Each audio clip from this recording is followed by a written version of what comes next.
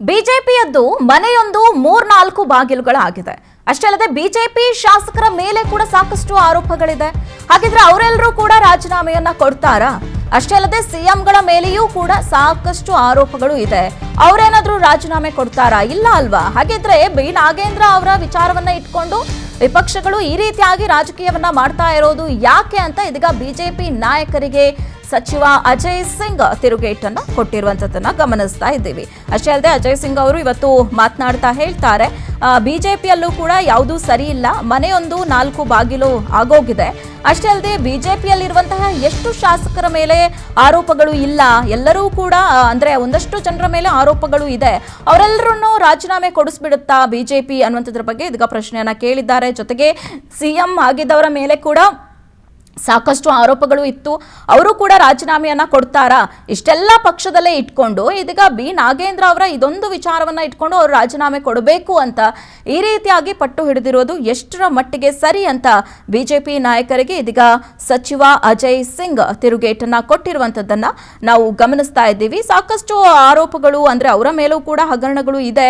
ಇಷ್ಟೆಲ್ಲ ಇದ್ರೂ ಕೂಡ ಬಿ ನಾಗೇಂದ್ರ ಅವರು ರಾಜೀನಾಮೆಯನ್ನ ಕೊಡ್ಲೇಬೇಕು ಅಂತ ಈ ರೀತಿಯಾಗಿ ಪಟ್ಟು ಹಿಡಿದಿರುವಂತದ್ದು, ಪ್ರತಿಭಟನೆಗಳನ್ನ ಮಾಡ್ತಾ ಇರುವಂತದ್ದು, ಸದನದೊಳಗಡೆ ಕಪ್ಪು ಬಟ್ಟೆಯನ್ನ ಧರಿಸಿ ಪ್ರವೇಶವನ್ನ ಮಾಡುವಂತದ್ದು, ಇದೆಲ್ಲವೂ ಕೂಡ ಎಷ್ಟರ ಮಟ್ಟಿಗೆ ಸರಿ? ಮೊದಲು ಅವರವರ ಮನೆಗಳನ್ನ ಅವರವರು ಸರಿ ಮಾಡ್ಕೊಳ್ಳಿ, ಅದಾದ್ಮೇಲೆ ನಮ್ಮ ಪಕ್ಷದ ಬಗ್ಗೆ ಮಾತನಾಡ್ಲಿ ಅವರು ಅನ್ನುವಂಥದ್ರ ನಿಟ್ಟಿನಲ್ಲಿ ಬಿಜೆಪಿ ನಾಯಕರಿಗೆ ಸಚಿವ ಅಜಯ್ ಸಿಂಗ್ ಇವತ್ತು ತಿರುಗೇಟನ್ನ ಕೊಟ್ಟಿದ್ದಾರೆ.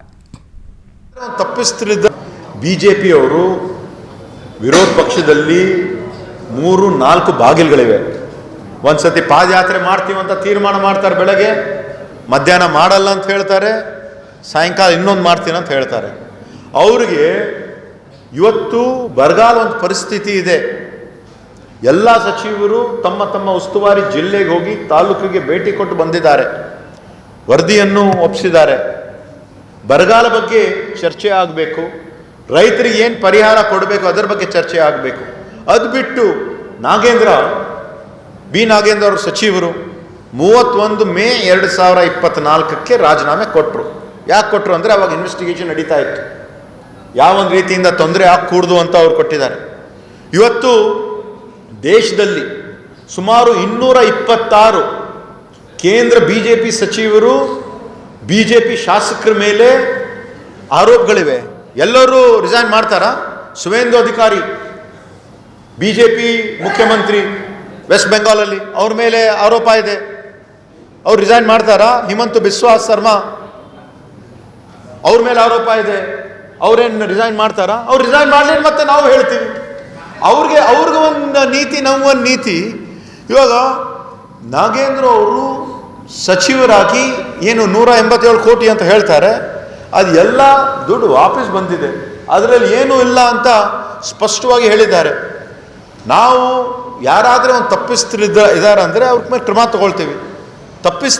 ಇದಾರಂತ ಏನು ಸಾಬೀತಾಗಿಲ್ಲ ಬಿಜೆಪಿಯವರಿಗೆ. ಈ ಒಂದು ಸರ್ಕಾರ ನಾವು ಮಾಡ್ತಕ್ಕಂಥ ಒಳ್ಳೆ ಕೆಲಸ 1,45,000 ಕೋಟಿ ನೇರವಾಗಿ ಹಳ್ಳಿಯಲ್ಲಿರ್ತಕ್ಕಂಥ ಕಟ್ಟ ಕಡೆ ಮನುಷ್ಯನಿಗೆ ನಾವು ಕೊಟ್ಟಿದ್ದೀವಿ. ಅವರು ಒಂದ್ಸತಿ ಪಾದಯಾತ್ರೆ ಮಾಡ್ತೀವಂತ